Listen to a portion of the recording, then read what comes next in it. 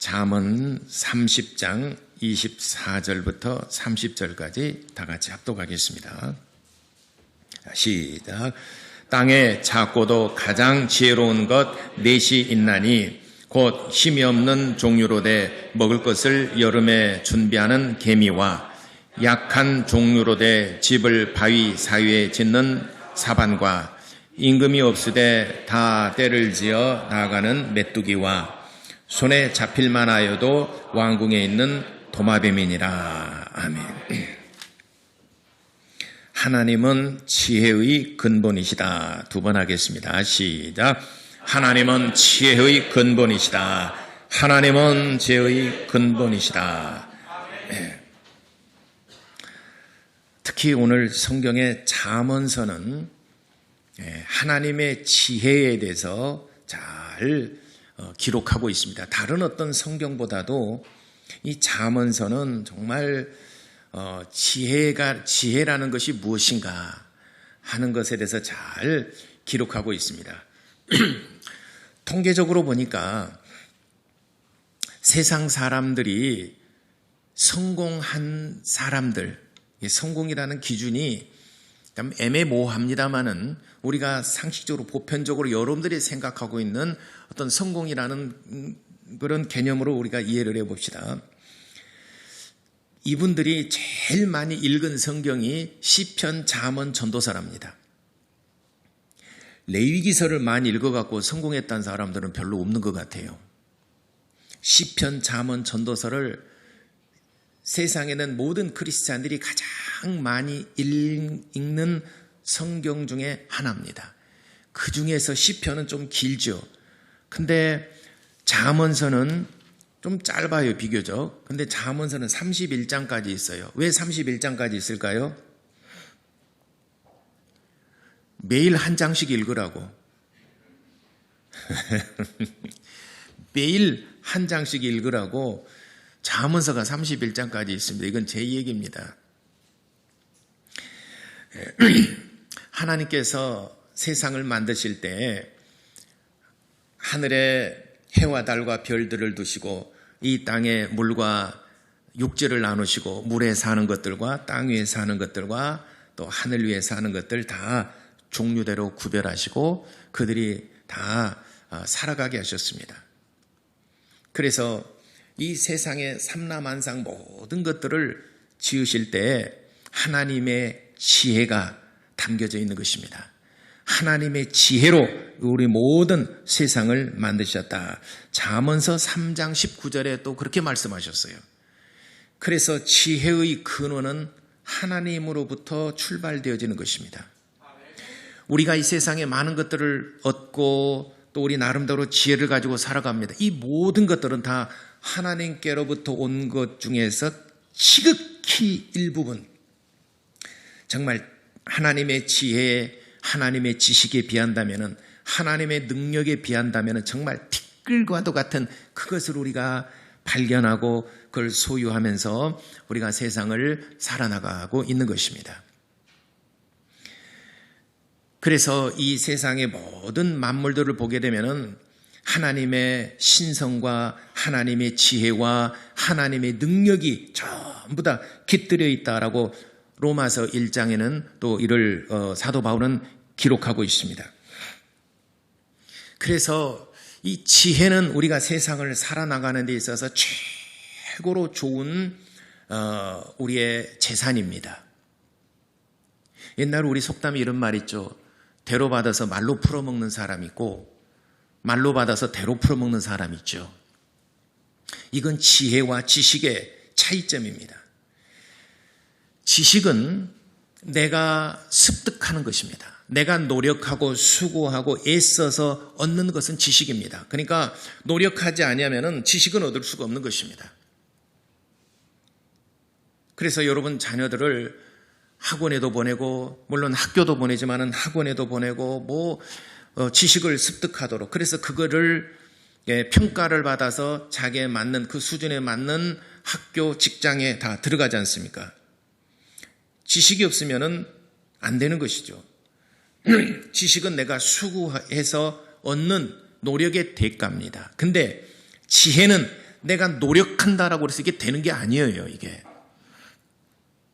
왜냐하면 지혜는 하나님의 선물이기 때문에 그렇습니다.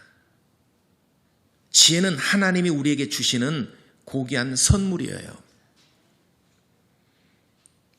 그러니까 지식과 지혜는 내가 노력하는 것 위에 하나님이 복을 주시는 것이 지혜예요. 지식이 없어요. 지혜만 가지고 살아가면 사람을 요령 피우며 살아간다라고 그래요. 이건 큰 인물이 되지 못합니다. 머리는 좋은데 공부를 안 해요. 그러면 이 사람은 또 그렇게 살아가는 겁니다. 그래서 내가 노력해서 얻은 지식 위에 하나님께서 지혜를 덧입혀 주시면은 명품 인생이 되고 명품이 되는 것입니다. 그러니까 지식은 내가 노력해서 얻는 것이기 때문에 사람의 이름을 지식이라고 하지 않아요. 지혜라는 이름은 무수하게 많지 않습니까?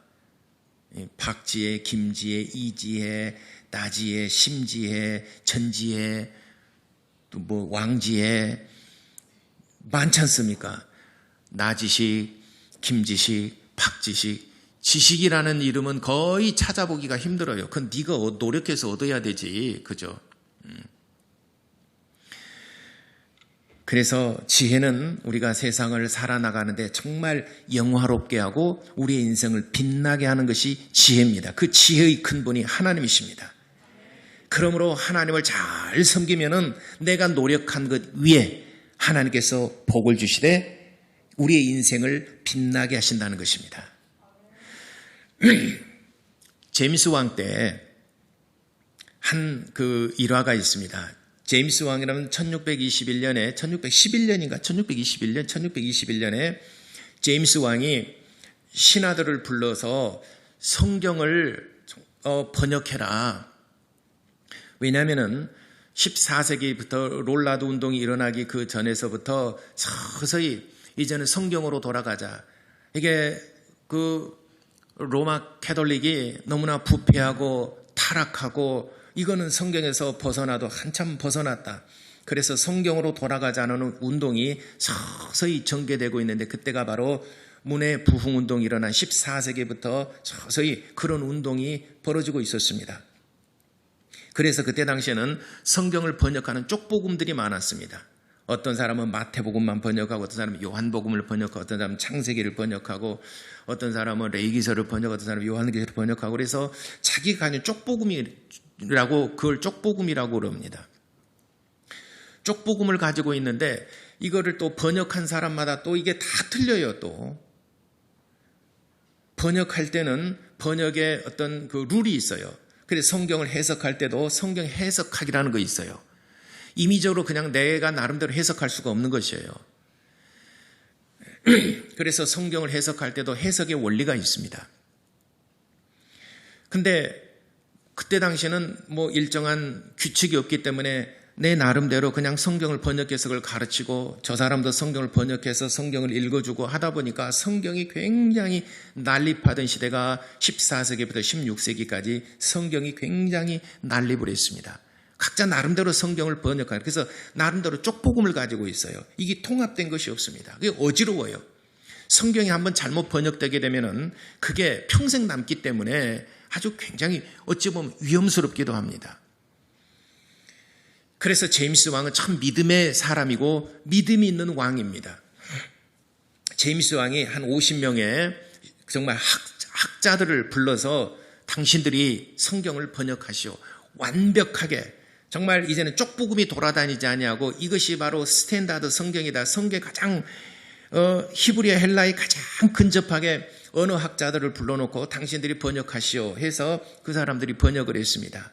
몇 년간에 걸쳐서 번역을 다 마쳤습니다. 그래서 그 성경의 이름을 제임스 왕이 번역한 것이다 라고 해서 킹 제임스 버전에서 KJV 지금도 전 세계적으로 가장 권위 있는 성경이 킹 제임스 버전 KJV 성경입니다. 그래서 예를 들어서 훈민정음은 누가 만들었습니까? 훈민정음 누가 만들었습니까? 우리 한글 누가 만들었습니까? 집현전학자들이 만들었습니까? 아니면 세종대왕이 만들었습니까? 우리는 다 세종대왕이 만들었다라고 그러잖아요. 혼자 한 게 아니잖아요. 학자들과 더불어서, 집현전 학자들과 더불어서 같이 만든 거잖아요. 세종대왕도 해라 그러고 열중시하고 구경만 한 게 아니라 그 세종대왕도 같이 참여를 하고 같이 더불어서 만들어낸 그 작품이 한글이죠. 그러듯이 제임스 왕은 정말 믿음의 사람입니다. 그래서 최초로 완역판을 내놓은 것이 바로 킹 제임스 버전. 지금도 원문에 가장 근접해 있다라고 하는 성경이 킹 제임스 버전 KJV입니다. 근데 그 킹 제임스 버전 제임스 왕이 참 보면은 믿음의 사람이죠. 근데 제임스 왕 그 재임 시절에 한 일화가 있습니다. 정말 믿음의 사람이, 믿음으로 우리도 그렇잖아요. 누가 이렇게 만나서 예수 믿는 사람 보게 되면은 그냥 좋잖아요. 예수 믿는 사람이면 다 그냥 용납이 되잖아요. 어쩐지 하고 우리가 왠지 친근감이 가고 그러지 않습니까? 제임스 왕 시절 때에 암스트롱이라는 이 극악무도한 도둑 그리고 강도 짓을 하는 이 사람이 있었습니다. 그래서 이 암스트롱이 살인도 하고 남의 물건 훔치기도 한데 유명한 이런 아주 극악무도한 사람인데 하루는 양을 훔치다가 잡혔어요. 보니까 이게 좀도둑이 아니라 이게 이 사람이 강도짓을 하면서 이 사회를 어지럽히는 못된 사람이었어요. 그래서 그를 신문을 하고 그를 재판을 해서 그를 이제 사형에 처했습니다. 사형언도를 받았어요. 자기 영락 없이 이제는 죽게 되었습니다. 그런데 이 암스트롱이라는 사람이 하나의 지혜를 짜냅니다. 간수에게 내 말을 왕에게 좀 전달해 주시오. 뭐냐 물었더니 나는 어차피 죽을 몸인데 내가 마지막으로 죽기 전에 소원 한 가지를 꼭 들어달라고 좀 전해 주시오. 이게 그 소원이 뭐냐 그랬더니 그래도 내가 이 세상에 태어나서 성경은 한 번은 읽고 내가 구원받고 죽어야 되지 않겠는가.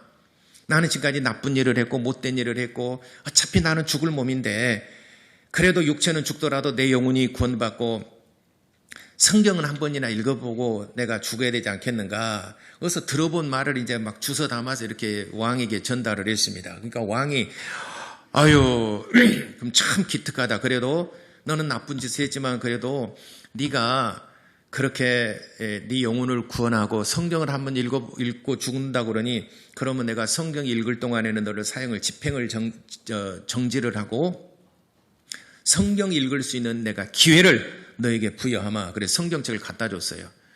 그날부터 성경을 받는 날부터 암스트롱은 성경을 읽기 시작합니다. 근데 성경 읽을 때 딱 한 절씩만 읽어요. 하루에.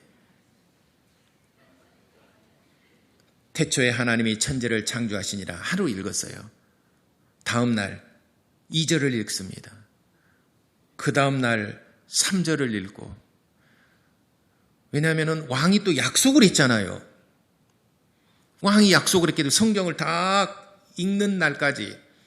그러니까 이 왕이 번역한 킹 제임스 버전을 또 자기는 굉장히 또 자랑스럽게 생각하는 작품이잖아요. 킹 제임스 버전을 주면서 자기와 함께한 학자들이 번역한 이 성경을 창세기 1장부터 다 읽는다 그러니까는 기대도 있고. 그런데 하루에 딱 1절씩만 읽어요. 세월이 지나다 보니까는 참 기특하다. 그래서 너는 감옥에서 읽을 것이 아니라 너는 집에 가서 읽어라.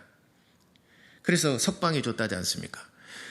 그래서 이 사람이 성경을 읽는 가운데 크게 깨달음을 받고 은혜를 받아서 평생 이웃을 섬기며 참 크리스찬으로서 살았다는 그런 제임스 왕의 일화 가운데 그런 얘기가 나와요. 여러분, 지혜는 내 목숨을 구원하는 그런 능력이 있는 것입니다.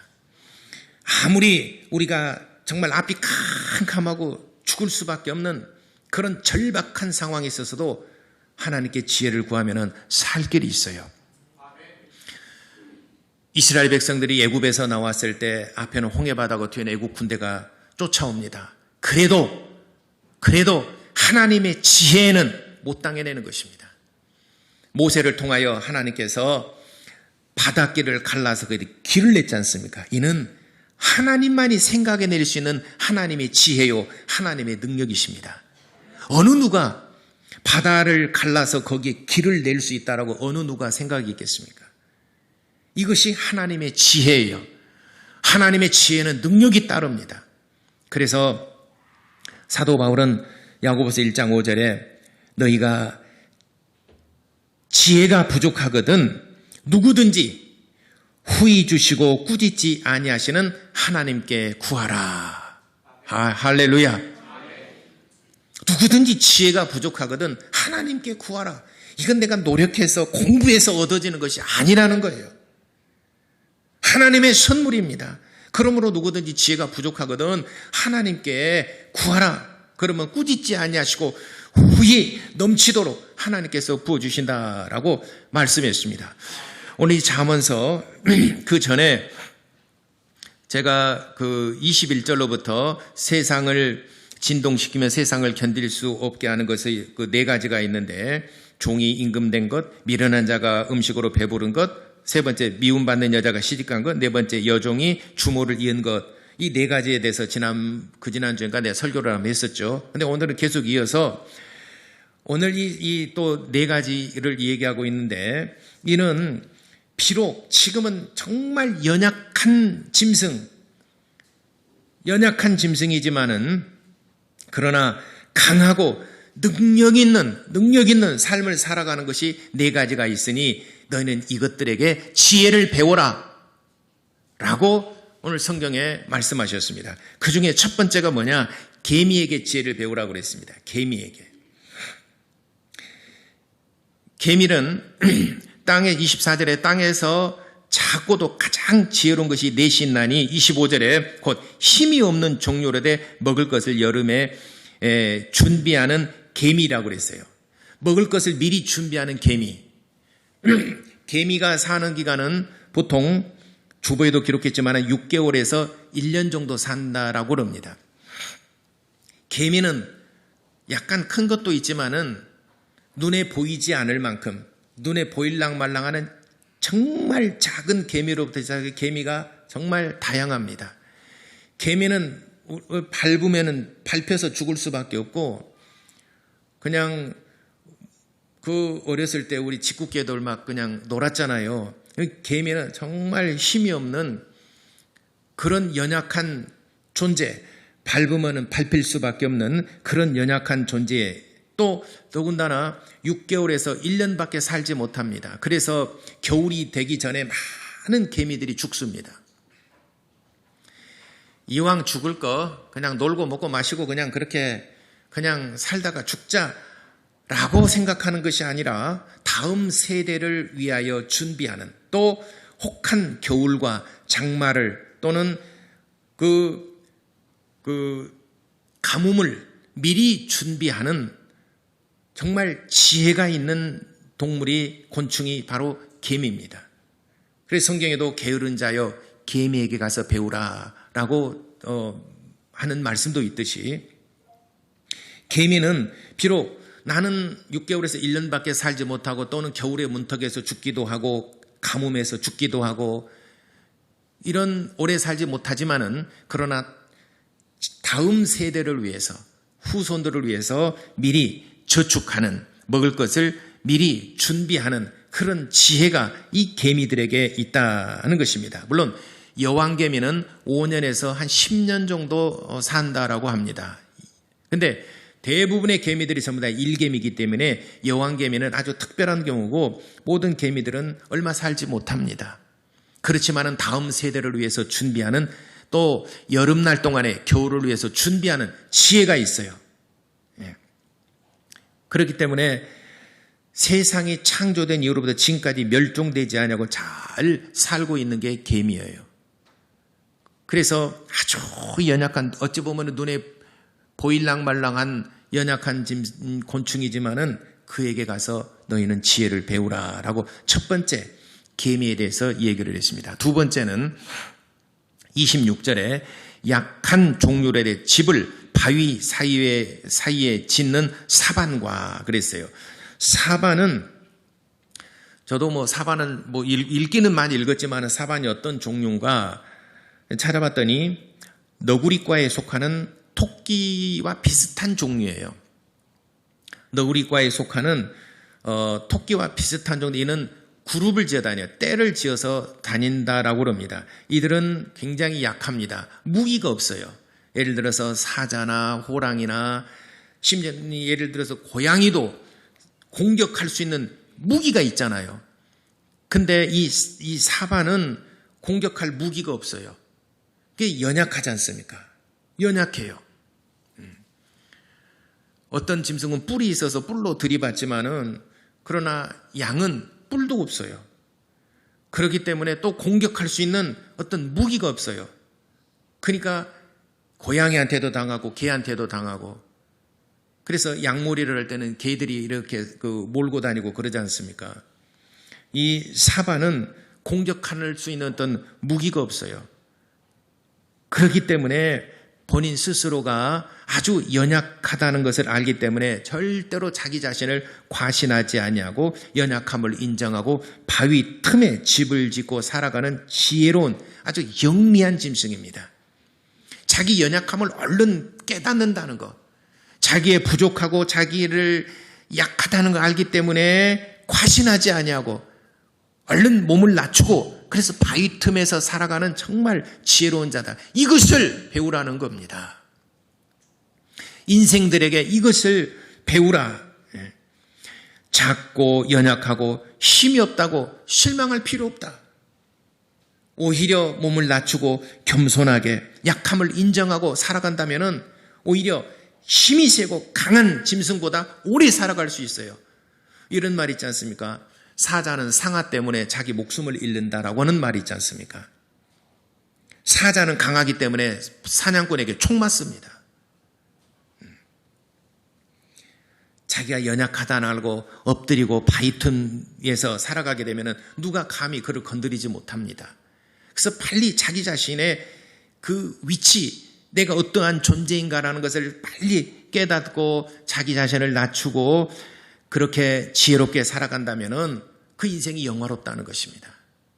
그 다음에 세 번째는 또 27절에 임금이 없으되 다 떼를 지어 나아가는 메뚜기와, 세 번째는 메뚜기.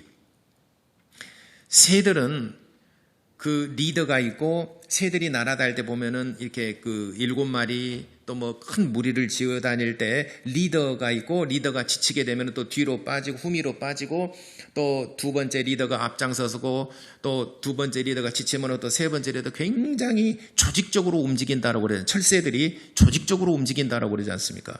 우리도 지금 그 가을 겨울에 그 철새들이 이렇게 날아다니는 거 보게 되면 그 대열을 쫙 갖추면서 보면 우리가 딱 봐도 저 애가 리더다 우리가 또 볼 수 있어요. 근데 메뚜기는 그런 리더가 없답니다.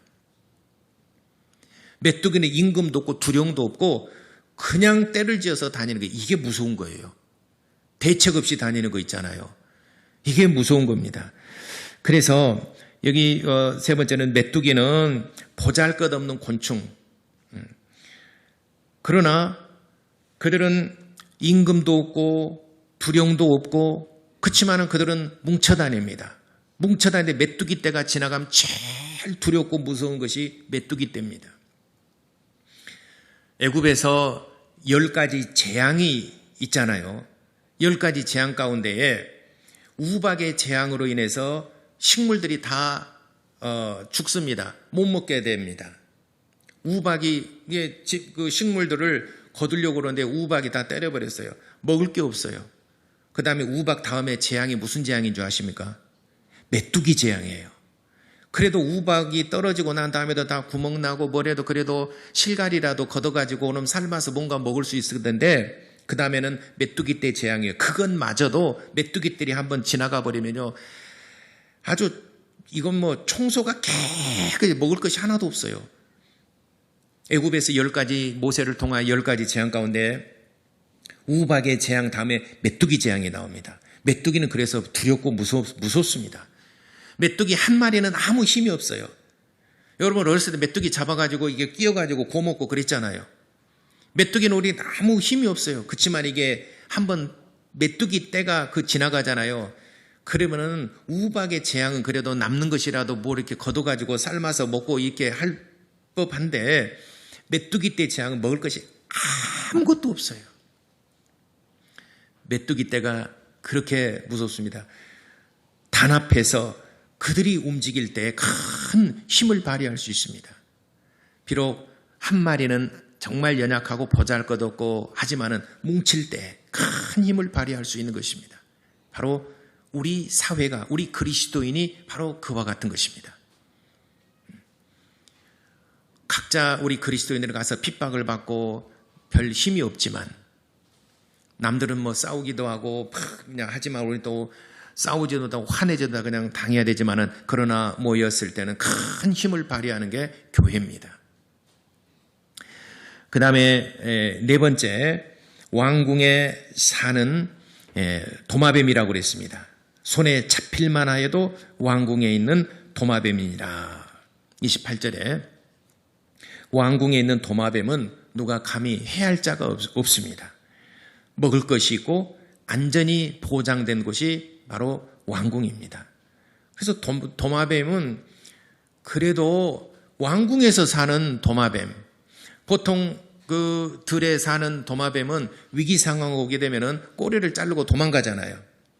자기 신체의 일부를 자르고서라도 자기가 살아야 되기 때문에 그렇게 해서라도 살려고 하는 지혜가 있습니다. 근데 왕궁에 있는 도마뱀은 위풍당당하게 걷는다. 누가 감히 나를 해할 소냐. 비록 내가 연약하고 작고 그렇지만은 나를 해할 자가 누구냐. 왕궁에 사는 도마뱀이니까 나를 해할 자가 내가 위풍당당하게 걸어다니는 것이다. 손에 잡힐만 하여도 도마뱀이 바로 여기에서 보장된 것, 자기의 삶이 보장된 것. 그러니까 어디서 사느냐가 굉장히 중요합니다. 내 소속이 어디냐가 중요한 거예요.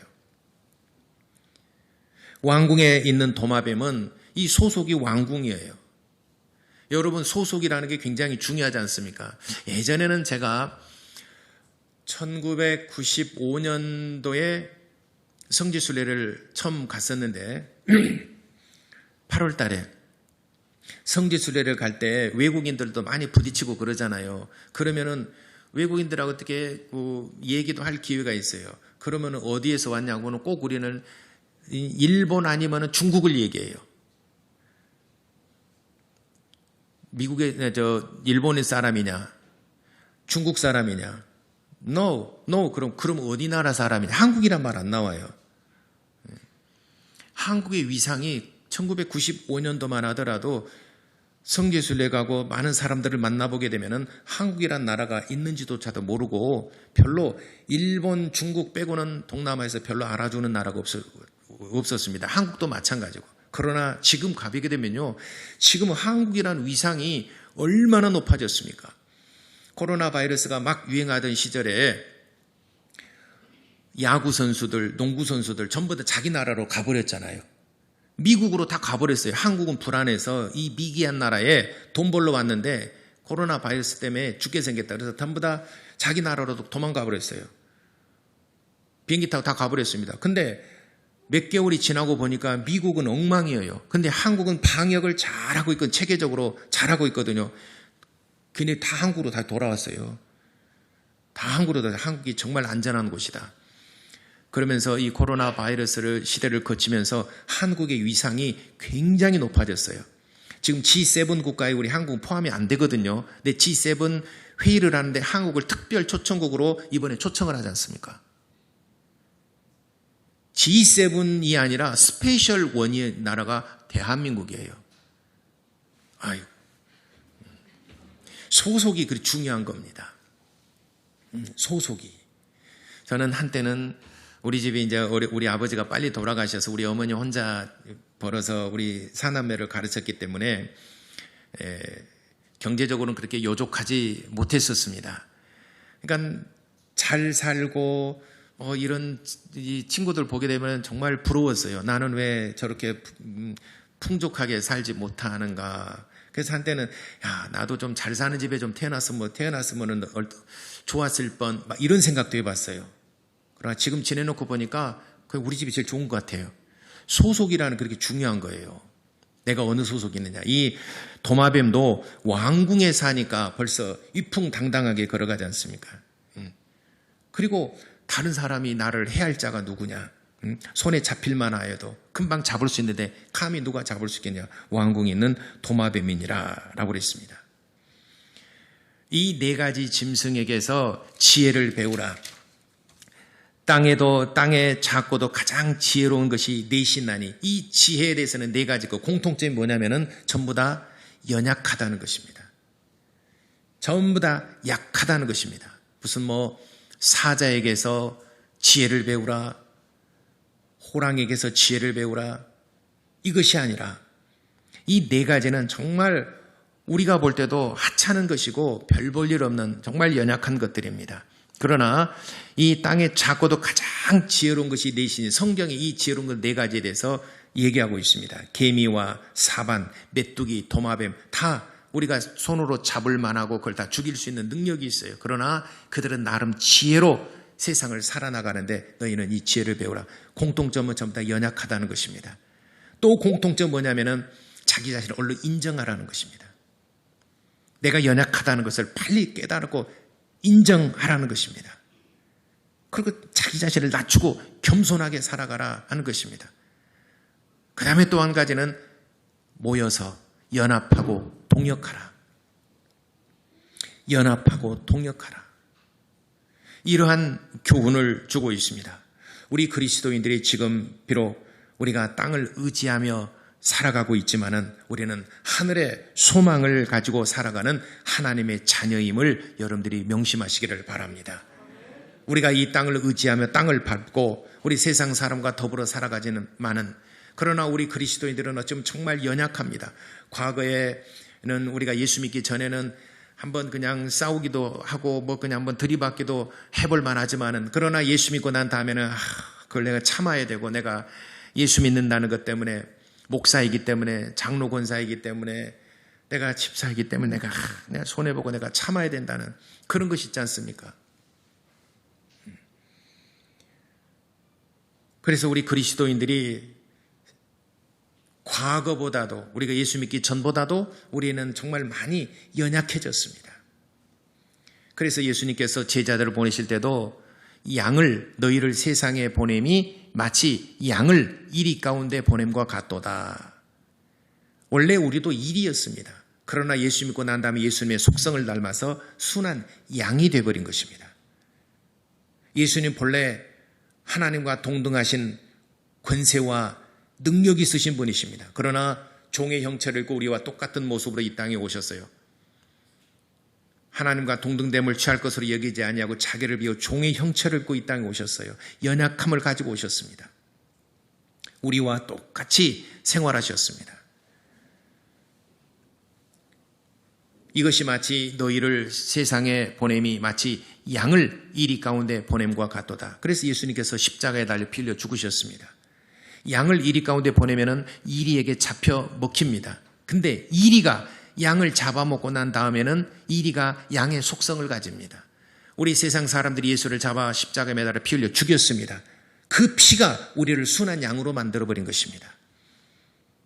그래서 우리가 세상에 잡혀 먹히라 그러면은 잡아먹는 그 이리가 양의 속성을 가지고 그도 양이 된다는 것입니다.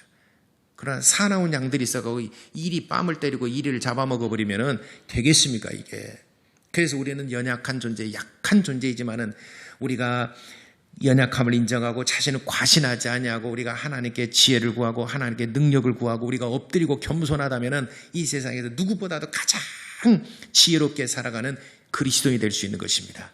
그래서 그 지혜는 하나님께 배우는 것이고 세상의 지식은 세상으로부터 배우지만은 지혜는 하나님께로부터 배우는 것이고 하나님께 구하는 것이고 꾸짖지 아니하시고 후히 주시는 하나님께서 우리에게 주신 큰 선물인 줄을 깨달으시기를 바랍니다. 그래서 우리 그리스도인들이 세상을 살아가는 지혜가 어디 있느냐?